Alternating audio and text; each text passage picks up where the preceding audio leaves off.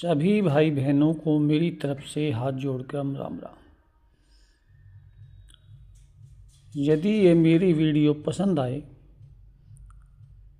तो उसे लाइक करें और शेयर करें और मेरे चैनल को सब्सक्राइब करें। कुंडली में सबसे महत्वपूर्ण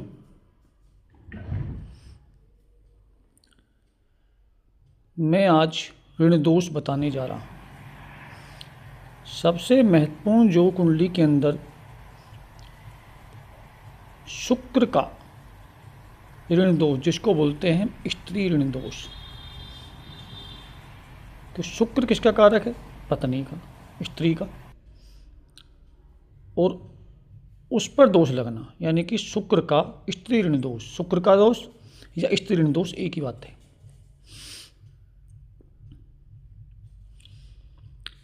ये जो स्त्री ऋण दोष होता है,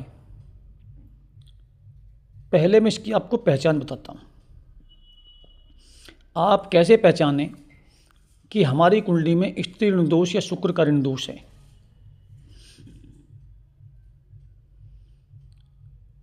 ऐसे घरों में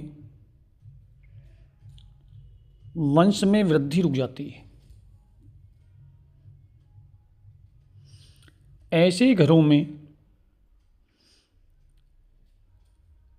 लड़के हों या लड़कियां हों, लड़कों की कुंडली में बहुत इंपॉर्टेंस होता है इस दोष का। होता लड़कियों की में भी है, लेकिन लड़कों की कुंडली में सब में ज़्यादा महत्वपूर्ण रखता है।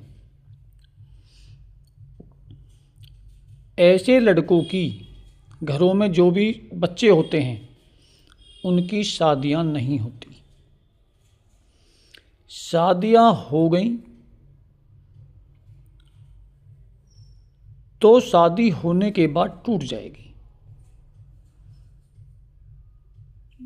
और स्त्रियों के कारण कोर्ट कचहरी के चक्कर लगाने पड़ेंगे।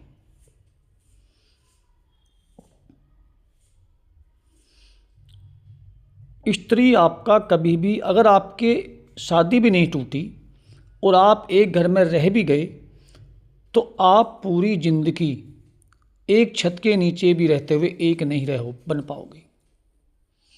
हमेशा आपके अंदर तन तन बातों पे लड़ाइयाँ होंगी। और यदि आपकी पत्नी आपसे दूर चली जाए तो उसके बिना एक मिनट भी नहीं रह पाओगे। यानी कि ये स्त्री ऋण दोष कहलाता है। यानी कुंडली में आपकी में शुक्र का ऋण दोष है। स्त्रियों से आपको अपमानित होना पड़ेगा। स्त्री से कभी भी मान सम्मान नहीं मिल पाएगा। स्त्रियों के कारण ही आपके इस मान सम्मान को ठेस लगेगी। घर में धन की बरकत नहीं होगी। धन आएगा नहीं, धन आएगा तो टिक नहीं पाएगा।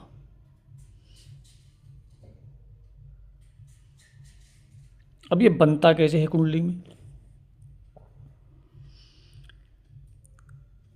शुक्र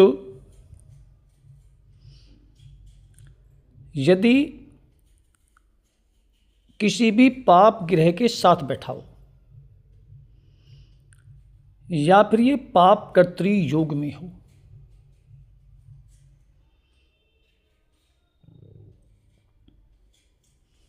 या फिर ये 6, 8, 12 में बैठने पर भी ये दोष देता है।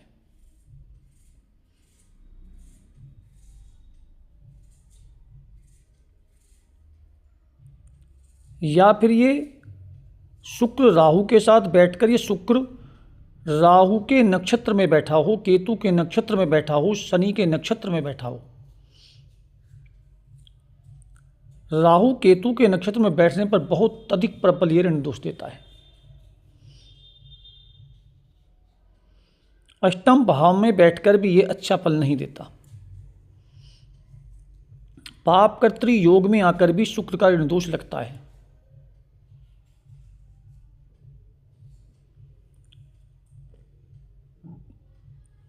अब ऐसे कुंडली के अंदर योग बनते हैं।